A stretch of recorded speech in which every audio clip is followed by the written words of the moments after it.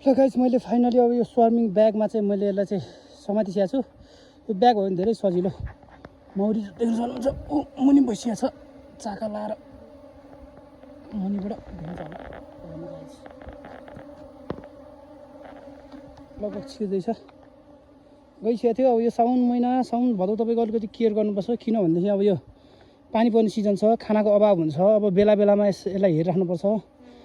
यसलाई चाहिँ केही नभए पनि यसो चास्ने महको लागि नभए पनि बाँच्नको लागि भए पनि यो बर्खायामको समयमा चाहिँ चास्नी पानी दिनु एकदम उपयुक्त हुन्छ है। किनभने नत्र यसै गरेर मौरी भट्टाबाट तपाईँको भएको मौरीहरू एकदम भाग्न सक्छ। त्यसमाथि यो सिर्ना मौरी अलिक चुचो टाइपको हुन्छ। त्यही भएर अलिकति केयर पनि गर्नुपर्छ है। बर्खायाममा चाहिँ सबै साथीभाइ मौरी पालक साथीभाइहरूले अलिक केयर गर्नु होला।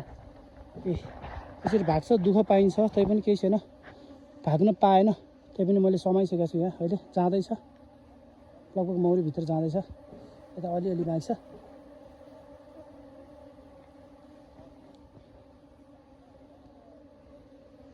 ल ओके मौरी सम्बन्धी म हल्का यस्तो जानकारीहरू ल्याउँदै गर्छु। खासै अहिले म भिडियो त बनाउँदैन सानो सानो अलिक क्लिपहरू त बनाइरहेको छु। पछि अब बिस्तारै म मौरी सम्बन्धी अब कतिको भ्युजहरू आउँछ हेरौँ कतिको मान्छेहरूले चासो दिन्छ त्यसअनुसार चाहिँ म तपाईँहरूलाई भिडियो अपडेट गर्ला। अहिलेको लागि ओके बाई बाई।